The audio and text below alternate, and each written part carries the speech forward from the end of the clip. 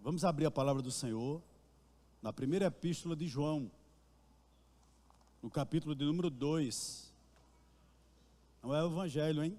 É a primeira carta de João, capítulo 2. Nós iniciaremos a partir do verso de número 3 e vamos até o verso de número 11. 1 João, capítulo 2, verso 3 até o verso de número 11. Os irmãos que nos acompanham de forma remota, sejam todos também muito bem-vindos, em nome de Jesus. Todos encontraram? Amém? Podemos ler? Primeira carta do apóstolo João, capítulo 2, verso 3 ao verso 11. Amém. Diz o texto sagrado: E nisto sabemos que o temos conhecido, se guardamos seus mandamentos. Aquele que diz eu o conheço, mas não guarda os seus mandamentos, esse é mentiroso e a verdade não está nele. Mas quem guarda a sua palavra, nele verdadeiramente tem sido aperfeiçoado o amor de Deus. Nisto sabemos que estamos nele. Quem diz que permanece nele, esse deve também andar assim como ele andou. Verso 7. Amados, não lhes escrevo um mandamento novo, mas um mandamento antigo que vocês tiveram desde o princípio. Esse mandamento antigo é a palavra que vocês ouviram. Por outro lado, o que escrevo é um mandamento novo, aquilo que é verdadeiro nele e em vocês, porque as trevas vão se dissipando e a verdadeira luz já brilha. Quem diz estar na luz, mas odeia seu irmão, está nas trevas até agora. Quem ama o seu irmão permanece na luz e nele não há nenhum tropeço. Verso 11, nós encerramos. Mas quem odeia o seu irmão está nas trevas, anda nas trevas e não sabe para onde vai, porque as trevas lhe cegaram os olhos. Vamos orar? Deus bendito, Tu és maravilhoso. Obrigado por ter nos alcançado através da Tua palavra. Mas obrigado também por termos o privilégio de Te servir. Que nessa noite, assim como Tu fizesse há poucos minutos, nessa tarde desse domingo, fala mais uma vez conosco, através da Tua palavra. E que no final dessa exposição, o Teu nome seja glorificado. Nós oramos em nome de Jesus Cristo, que vive e reina para todo sempre. Amém. Meus irmãos, desde domingo passado, nós estamos meditando, pelo menos nas minhas oportunidades de ministrar o texto sagrado, na primeira epístola do apóstolo João. Na última oportunidade, eu fui do verso 1 do capítulo 1 até o verso 2 do capítulo 2, e nessa sequência nós vamos do verso 3, esse texto que nós lemos agora, até o verso de número 11. Quando você lê essa porção das Escrituras, você pode até dar um tema a ela. Um grande pregador chamado Martyn Lloyd-Jones, ele dizia que o pregador ele tem que ser bom o suficiente para resumir a sua pregação em uma frase. Eu não sou bom, evidentemente, mas vou tentar resumir o que eu vou querer falar com vocês nessa noite em uma frase. No meu entender, esse texto que nós acabamos de ler fala sobre como conhecer um verdadeiro cristão. Como conhecer um verdadeiro cristão. É isso que esse texto vai nos falar. Antes de entrar no texto, me permita algumas observações. Existia pelo menos duas formas que era corrente no primeiro século com relação a conhecimento. Os gregos, eles pensavam que podia conhecer a Deus simplesmente por intermédio da razão. Os falsos mestres que estavam inseridos na igreja da Ásia Menor, eles desdenhavam dos cristãos, dizendo que enquanto os cristãos tinham fé em Jesus Cristo, eles, os falsos mestres, tinham conhecimento. E esse conhecimento era suficiente para dizer que servia a Deus. Porque no mundo grego, o caminho para Deus, pensava eles, era apenas do conhecimento.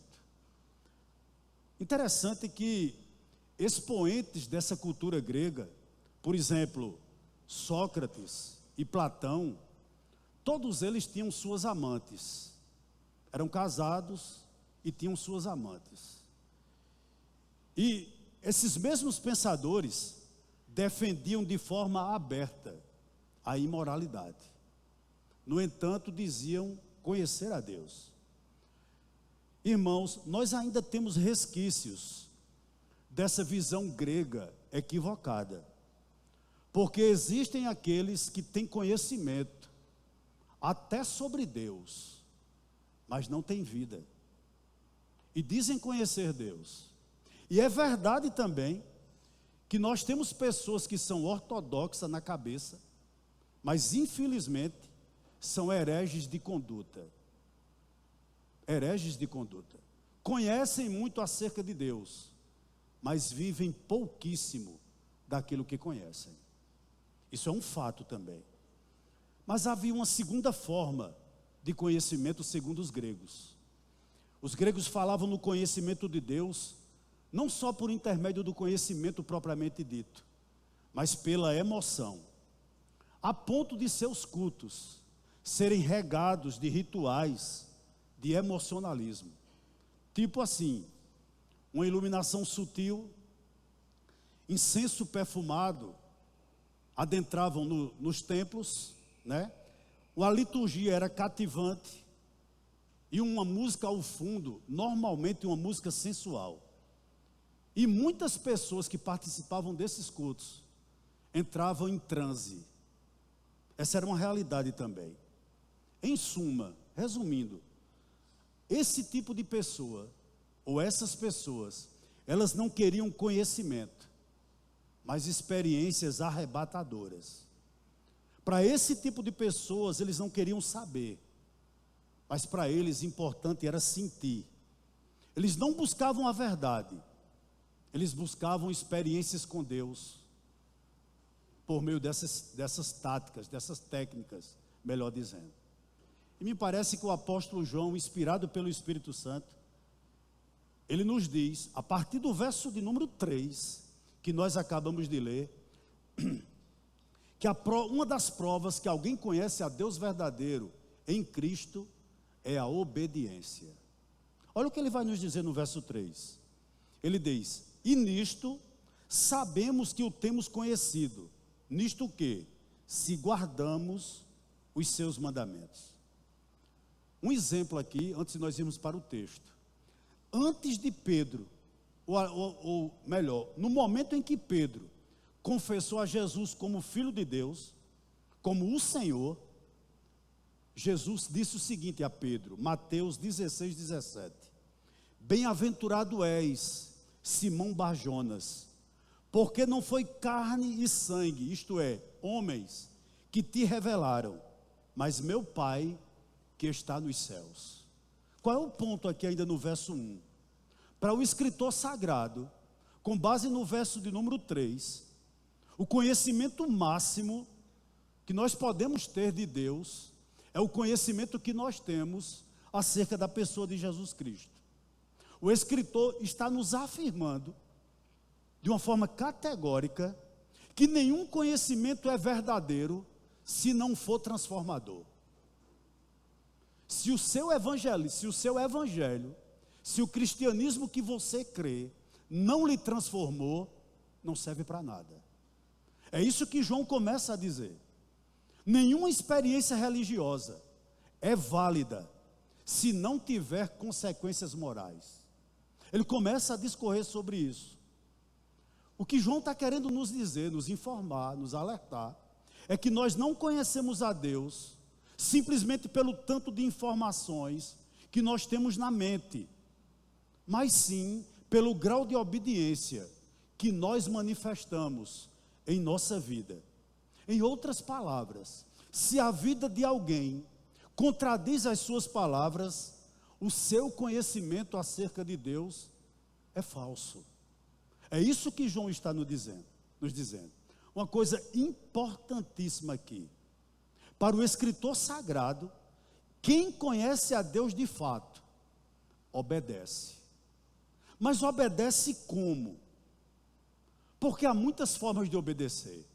Um escravo, ele obedece porque ele é obrigado. Um empregado, ele obedece muitas vezes porque ele precisa do seu salário no final do mês. Por essa razão ele obedece. Contudo, um cristão, ele obedece porque ele quer. Em outras palavras, porque ele ama aquele que o chamou. Isso é muito claro no Evangelho de João, não precisa abrir. No capítulo 14, verso 15, quando Jesus, palavras de Cristo, nos diz o seguinte: se me amais, guardareis os meus mandamentos. Queridos, verso de número 4, vamos a ele. Ele diz, olha, aquele que diz, eu o conheço, mas não guarda os seus mandamentos, esse é mentiroso, e a verdade não está nele. Veja, irmãos, que nesse verso de número 4, há uma afirmação por parte de alguém. Alguém diz, eu o conheço.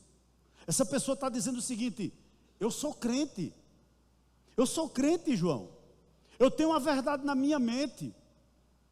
E é como se João olhasse para aquela pessoa e dissesse, ótimo, que coisa maravilhosa. Mas no entanto, no verso 4, o escritor sagrado nos diz o seguinte: demonstre esse conhecimento em submissão à palavra. É isso que ele está nos dizendo no verso 4, obedeça.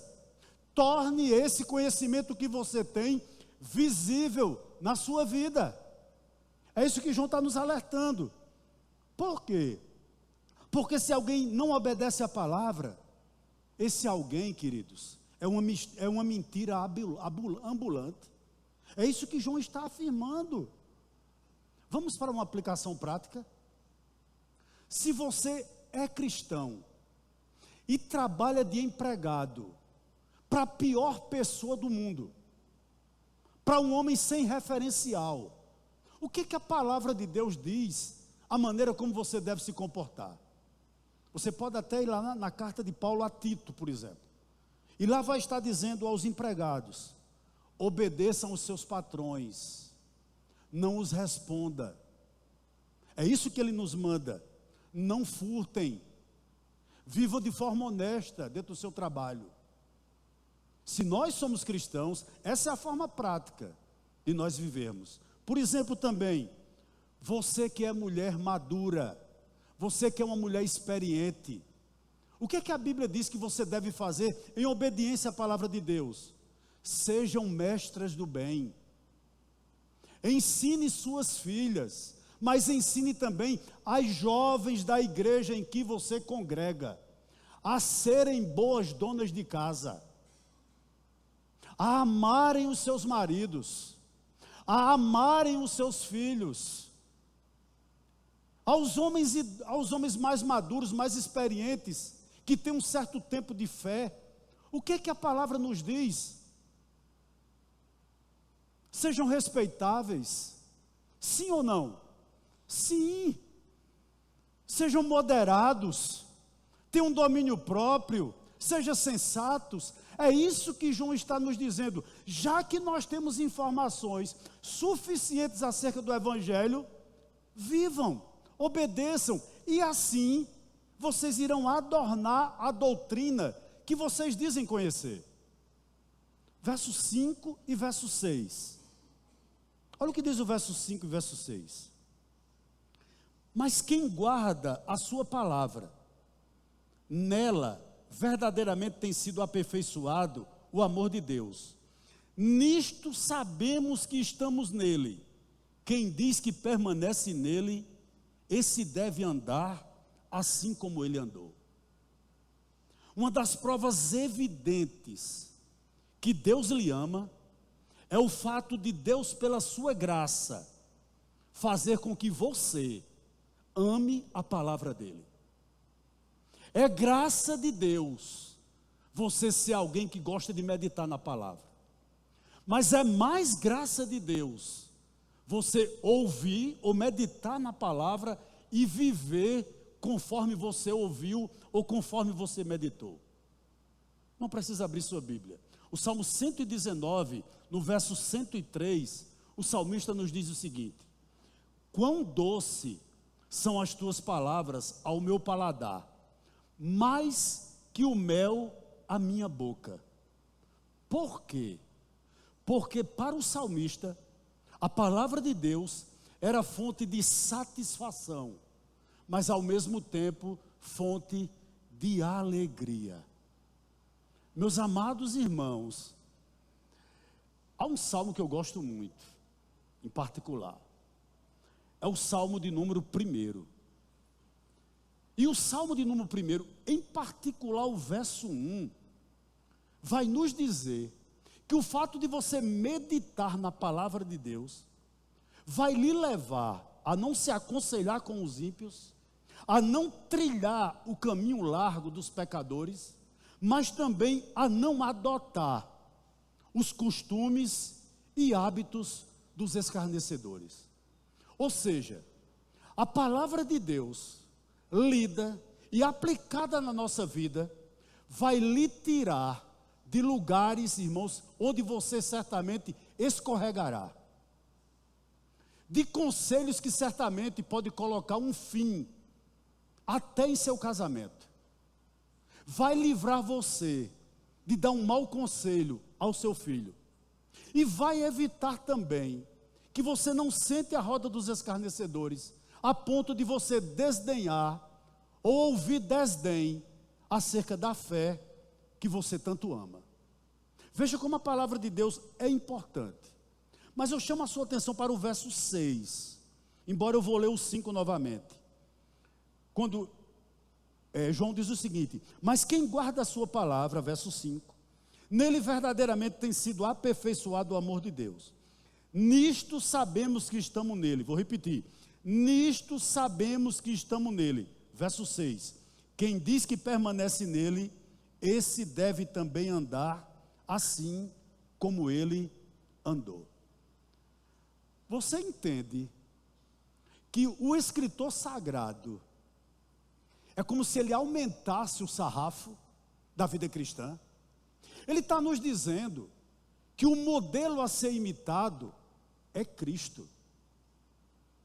E se nós o conhecemos, ele é o modelo para que nós possamos imitar. É isso que ele está dizendo assim, aqui: se você é convertido, se você verdadeiramente é cristão, você é um imitador de Cristo. Permanecer em Deus significa imitar o seu filho para o escritor sagrado. É tanto que ele diz, nisto, no verso 5, no finalzinho, nisto sabemos que estamos nele. Ou seja, quem é amado e quem é moldado pela palavra, não tem a Cristo só como Salvador, não tem a Cristo apenas como mestre, mas tem a Cristo como modelo a ser seguido. Meus irmãos, que responsabilidade! Que responsabilidade! Agora a pergunta é essa: como Cristo andou? Eu não estou afirmando aqui que você tem a capacidade de morrer para salvar alguém, jamais. Eu não estou afirmando aqui que você possui atributos, ou possa vir a possuir atributos, que Cristo são chamados atributos não comunicáveis, que Cristo não dá a você. Por exemplo, a onisciência. Nós não estamos afirmando isso aqui. Mas o que o escritor sagrado está querendo nos ensinar é que existe um modelo a ser seguido, Cristo. E a pergunta eu vou refazer: como Cristo andou? Primeiro, em humildade. Meus irmãos, Cristo, ele era humilde a ponto de tomar uma refeição decente em uma mesa com uma família que ele amava. Estão lembrados da família de Marta, Maria e Lázaro em Betânia? Ele adentrou naquela casa e à mesa, juntamente com seus discípulos, tomou ali possivelmente uma refeição. Mas Cristo era tão humilde a ponto de pedir um copo d'água, digamos assim, sol a pique, daquele sol que corta a muleira, que afunda a muleira de um, a uma mulher de vida devastada, sentar num poço e tomar água com aquela mulher. que ninguém dava nada por ela. É mais ou menos o seguinte: você morar no melhor condomínio de Campina, não sei se é seu caso, mas você ter a capacidade de conversar com os moradores de lá, mas dar a mesma atenção para uma pessoa que está agora lá no viaduto e só dispõe de um papelão e talvez um cobertor para dormir. Cristo era humilde a esse ponto, e é assim que nós devemos andar. Mas não só isso, Cristo também era submisso ao Pai. O que significa isso aqui? Por submissão ao Pai, ele foi até a cruz, morrer por mim e por você. Queridos, há coisas na nossa vida que por submissão ao Pai, por sermos submissos ao Pai, nós temos que aguentar em nossa vida. E muitas vezes isso dói na nossa carne. Eu gostaria de lhe dar um conselho aqui nessa noite. Se há algo na sua vida a ser extirpado, a ser tirado, por mais que doa, você tem que tirar, por submissão ao Pai. Não foi fácil para Cristo ir até a cruz, morrer por mim e por você, sentir o peso do pecado sobre os seus ombros, mas em submissão ao Pai, Ele foi. Deixa eu lhe dizer algo aqui nessa noite.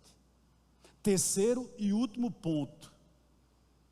Quando nós imitamos a Cristo como Ele andou? Quando nós exercitamos o perdão.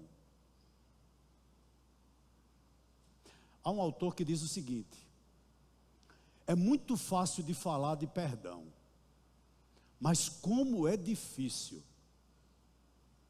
exercê-lo. Mas você tem que lembrar que Cristo perdoou até os seus algozes. Permita-me um adendo aqui nessa noite. Há muitos anos atrás, eu ouvi uma ministração do pastor Hernando Dias Lopes. Ele dizia o seguinte em sua ministração: que certo dia, ele foi pregar em uma igreja distante da sua residência, alguns dias de viagem. E ele recebeu um telefonema à noite. E o telefonema dizia o seguinte: acabaram de matar o seu irmão. E ele disse que aquela notícia foi como se ele tivesse tomado um soco no seu estômago. E ele simplesmente sentou-se e perguntou a Deus o seguinte: o que é que eu faço? E o Espírito Santo bradou no coração dele: a única coisa que lhe resta é perdoar. Talvez você entrou aqui nessa noite e há situações na sua vida que não tem como voltar atrás. Deixa eu te dar um conselho aqui: perdoe. Talvez você esteja vivendo exatamente esse momento da sua vida. Não tem como refazer. Não tem, irmãos, como voltar atrás. Qual é a ordem para nós nessa noite? Perdoe. Perdoar é divino, perdoar é bíblico, a ponto do evangelista Moody dizer duas frases que me encantam demais acerca de perdão.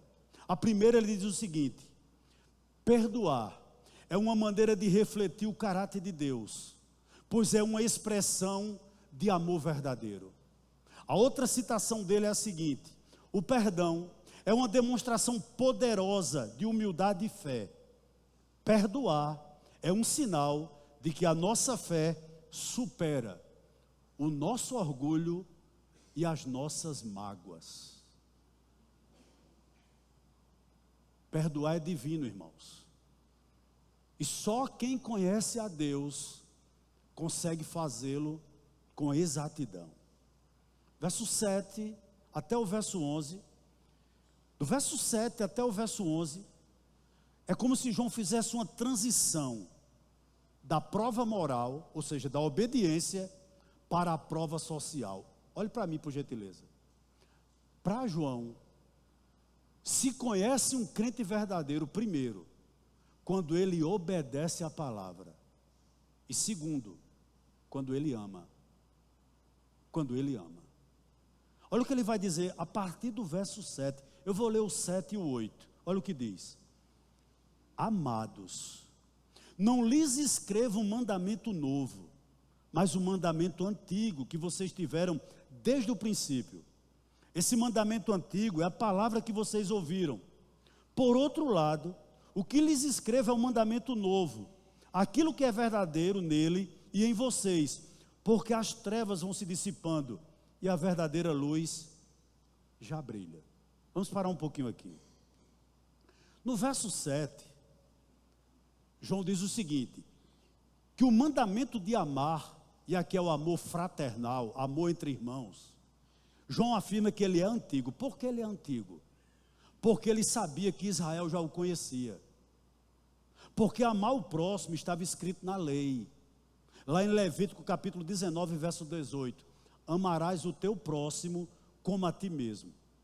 Mas interessante, né? E parece até contraditório, que no verso de número 8, ele diz que o mandamento é novo. Como é que alguma coisa pode ser velha e ao mesmo tempo pode também ser novo? Ou melhor, por que ele se torna novo? Deixa eu lhe dizer algo aqui. Não há contradição no autor sagrado. O que João está dizendo aqui é o seguinte: a partir do momento em que você anda na luz, e que você é cristão, você vai ter que recomeçar muitas vezes, irmãos.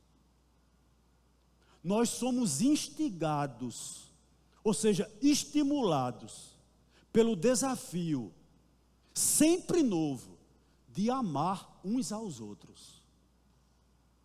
Todos os dias, possivelmente toda semana, você vai ter problemas com seus irmãos.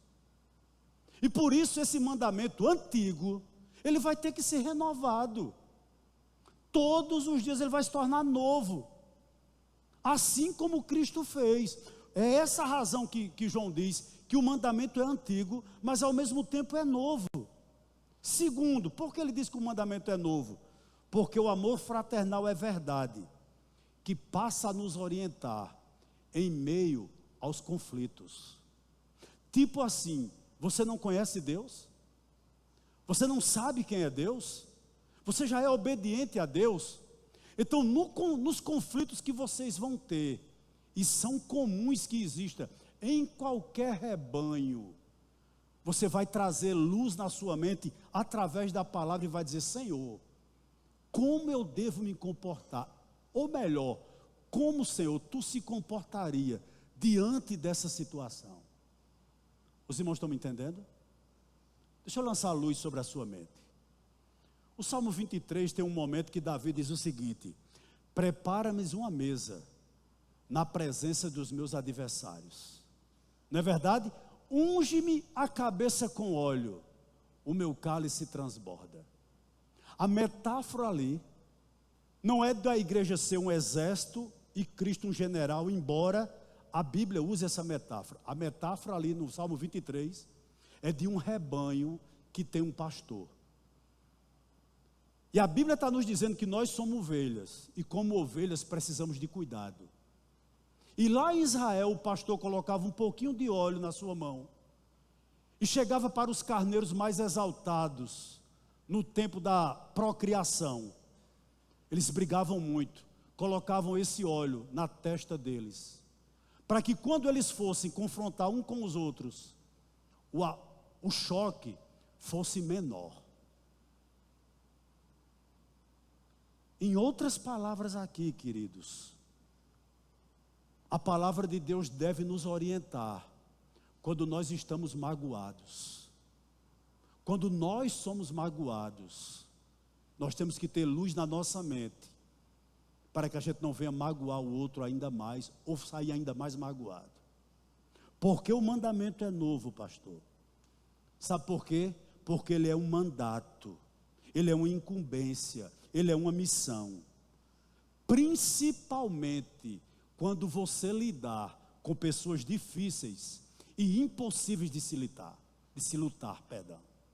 Queridos irmãos, Queridos irmãos, se você é alguém que tem um pavio curto, o Deus da obra vai trabalhar na tua vida até te tornar da maneira como Ele quer.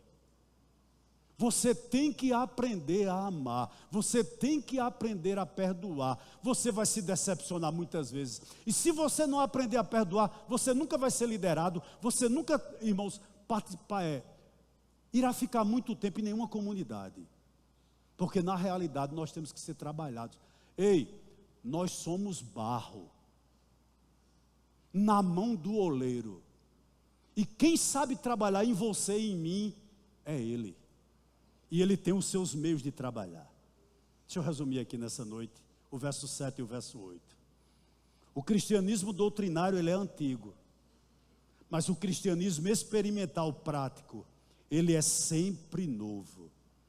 Jesus deixou isso muito claro na parábola do bom samaritano. Deixa eu lhe dizer algo aqui nessa noite.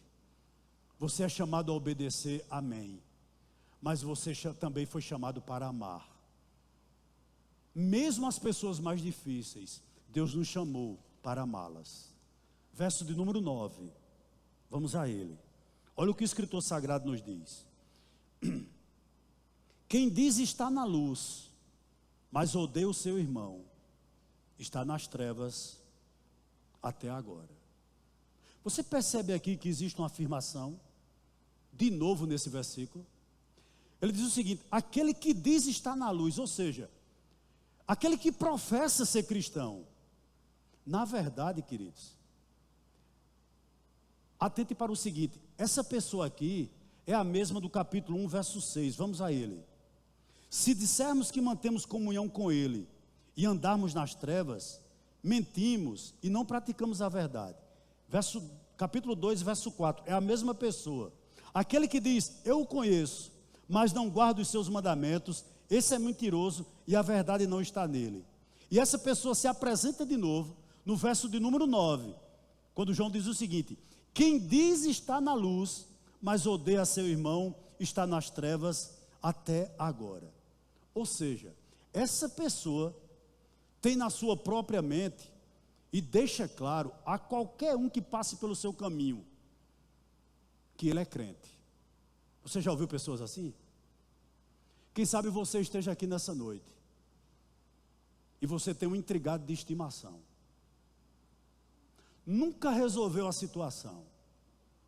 O que é que João está dizendo para você, à luz desse texto? E para mim também. Se você é esse tipo de pessoa, o escritor está nos ensinando aqui que essa afirmação que você diz de ser cristão não tem valor algum, pois ela não é verdadeira. Embora qualquer pessoa possa fazer uma confissão de viver na luz, a sua conduta contradiz totalmente, pois ele não ama. Perceba isso aqui, irmãos, pelo contrário, ele experimenta o poder destruidor do ódio, porque quem não perdoa, o coração está cheio de ódio, irmãos. Os seus relacionamentos pessoais são regados pelo ódio. O que João está nos dizendo aqui é muito sério, né? Ele está nos dizendo o seguinte: se eu professo uma fé, mas eu consigo guardar ódio, rancor, mágoa, de quem quer que seja, eu ainda estou nas trevas. E Mark Lloyd Jones, ele analisando esse verso, olha o que ele nos diz: a inimizade, ela é cancerosa. Por quê? Porque ela gera a própria espécie, ela se multiplica de uma forma desordenada. A inimizade, ela adoece, ela deforma, ela mata. Eu gostaria de lhe submeter a um teste aqui nessa noite.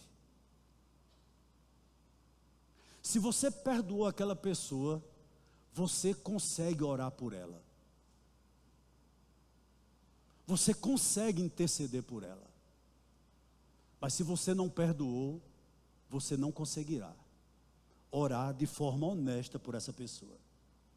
Importantíssimo que eu vou lhe dizer aqui nessa noite, com base no verso 9. Odiar o irmão, ou quem quer que seja, não é uma questão trivial para qualquer crente. Ou seja, não é algo corriqueiro, não é uma besteira, não é. E eu vou lhe provar à luz das Escrituras. Por gentileza, irmãos, capítulo 3, dessa epístola que nós estamos analisando, verso 15. Eu gostaria que você lesse comigo. Dá para colocar aí, Wellington? Nessa versão aí. Vamos ler todos juntos? Está aparecendo aí, né? 3,15. Todo aquele que odeia o seu irmão é assassino. E vocês sabem que todo assassino não tem a vida eterna permanente em si. Queridos, capítulo 4, verso 20. Vamos ler juntos? 4:20, da mesma epístola. Se alguém disser, amo a Deus, mas odiar o seu irmão, esse é mentiroso. Pois quem não ama o seu irmão a quem vê, não pode amar a Deus a quem não vê. Meus amados irmãos, o ódio a um irmão demonstra o quê? Falta de conversão. Aponta para um estado de perdição da pessoa que odeia. Você está me entendendo? Que Deus nos reservou, nos juntou, nos aglomerou e colocou algumas pessoas que possivelmente ainda estão me ouvindo ou me vendo de forma remota nessa noite para nos alertar. E nos alertar por quê, pastor? Porque esse ódio não é apenas você deixar de falar, não é apenas você ignorar, não é apenas você não suportar, mas também esse ódio ele pode ser representado pela falta de cuidado, pela falta de provisão, pela falta de não ajuda aos irmãos necessitados. O que João está nos dizendo aqui é que ninguém pode se dizer cristão se não estabelece uma correta relação com Deus e com os irmãos. Meus amados irmãos, é extremamente complicado quando alguém se professa cristão e não obedece, mas também não ama. Não ama. Eu acho que essa palavra amor, ela foi esvaziada no nosso meio, demais. E infelizmente há muitas pessoas que acham que podem dizer que são cristãos, sem obedecer a palavra e sem amar o irmão. Pense sobre isso.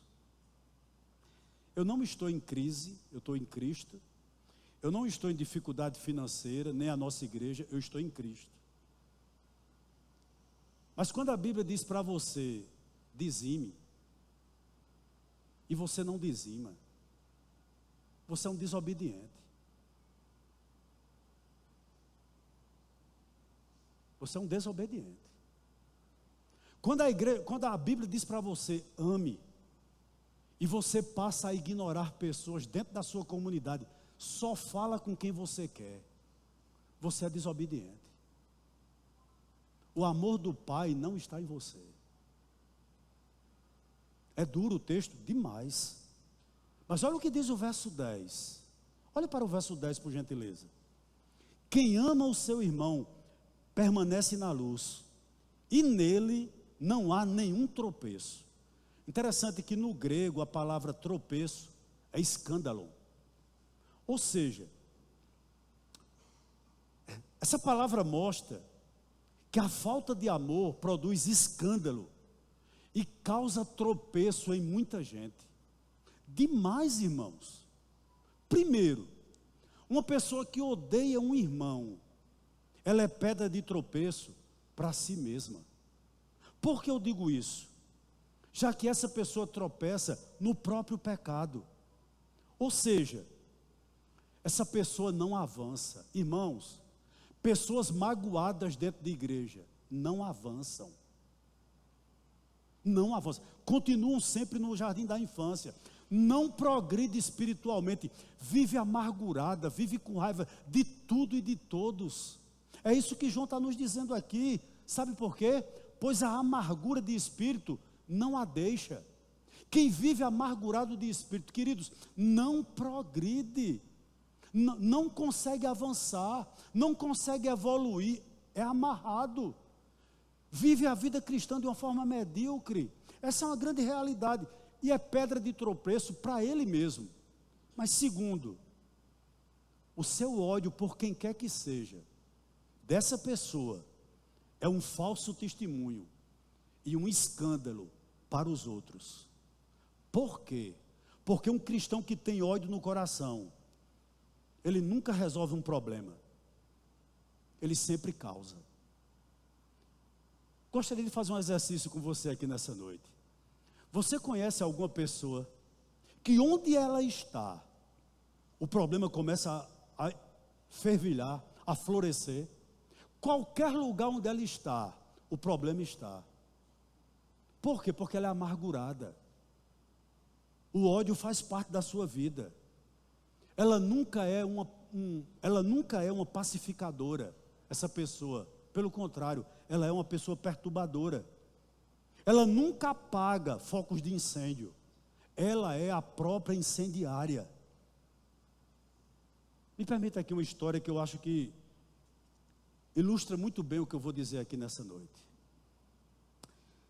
A história de um homem que ele caminhava pela rua à noite, e ele viu um ponto de luz vindo na sua direção contrária, e aquele ponto de luz era com movimentos hesitantes. Ele foi se aproximando daquele homem, daquela luz, e ele viu que era uma pessoa com uma lanterna na mão, e ele disse: isso é um bêbado, pela maneira que a lanterna, era hesitante, muito escura. Ele disse: certamente isso é uma pessoa bêbada. Mas para surpresa dele, quando ele chegou próximo, era um homem já velho, com uma bengala, cego e com uma lanterna acesa. E a pergunta dele foi inevitável. Ele perguntou àquele homem: por que um homem cego está carregando uma lanterna acesa?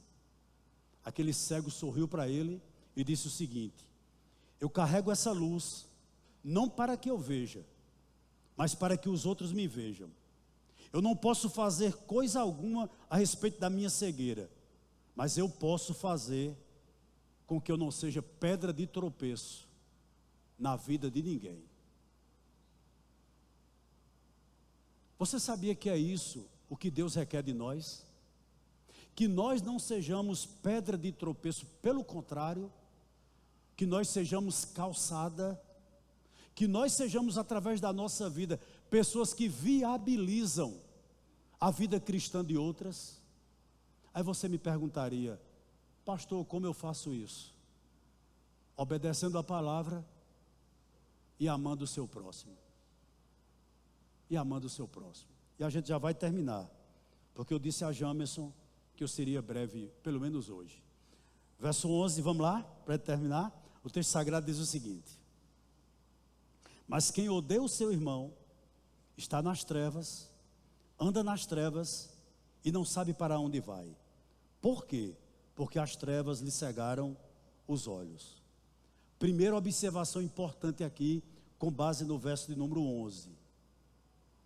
Eu gostaria de relembrar para vocês o que significa estar nas trevas. É estar na escuridão moral e espiritual. Meus amados irmãos, o verso 11 está nos dizendo o seguinte: que quem odeia o seu irmão está nas trevas. O que é estar nas trevas? É não conhecer o Deus verdadeiro. É não conhecer o Deus verdadeiro. Porque nesse estado, a pessoa não sabe verdadeiramente quem é Deus em Cristo Jesus. Pelo contrário, essa pessoa vive em pecado. É muito claro o texto. A Escritura diz o seguinte, em Provérbios 4,19: o caminho dos perversos é como a escuridão, não sabem eles em que tropeçam.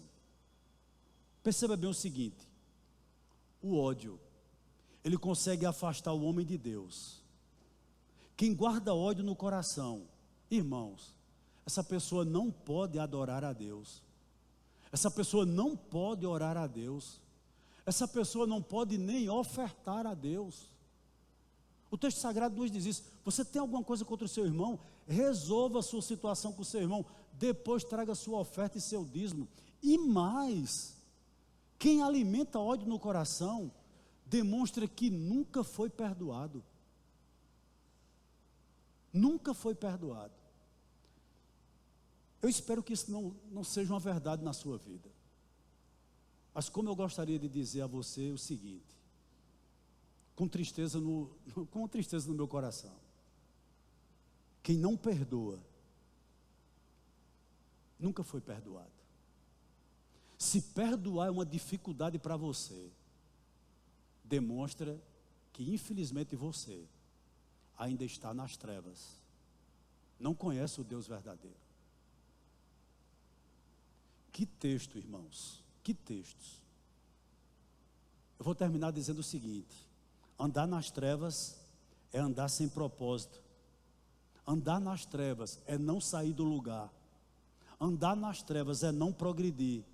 Andar nas trevas é não ter direção clara sobre a jornada da vida. Andar nas trevas é não ser livre, é não ter alegria. Quem vive com ódio no coração, meu irmão, não cresce espiritualmente. Não consegue crescer espiritualmente. Duas afirmações para nós concluirmos. Primeiro, se você é obediente, deixa eu dizer uma coisa a você. Melhor, se você é desobediente, nunca haverá paz na sua alma, até que você esteja disposto a obedecer à voz de Deus. Eu não sei se eu vou lembrar, que o Espírito Santo ilumina a minha mente, mas Martin Lloyd Jones diz uma coisa muito interessante. Ele diz: quem é o desviado? Ele diz que o desviado é alguém que, por ter provado as coisas de Deus, por exemplo, da sua palavra, do seu amor, da comunhão com os irmãos, nunca encontrará paz em nenhum outro lugar, a não ser quando voltar. Parece que ele quer nos dizer o seguinte: que uma pessoa que verdadeiramente Deus tem um plano na vida dela, só vai ter paz na vida quando obedecer, e obedecer a palavra. E segundo, se você é cristão, você ama. E quem ama, tem a atitude correta diante de Deus. E sem sombra de dúvida, terá a atitude correta diante do próximo. Olhe, a maneira como você trata os seus irmãos que congregam aqui, é exatamente a maneira como você se relaciona com Deus. Se você consegue tratar seus irmãos bem, é porque com certeza existe conexão entre você e Deus. Mas se você não consegue tratar seus irmãos de forma honesta, meus queridos irmãos, o canal está cortado com Deus. O canal está cortado com Deus. Sabe de uma coisa nessa noite? Eu espero que o Senhor nos ajude, a partir de mim, a obedecer a sua palavra e a amar o meu próximo, como a mim mesmo. Que Deus nos abençoe nessa noite, em nome do Senhor Jesus.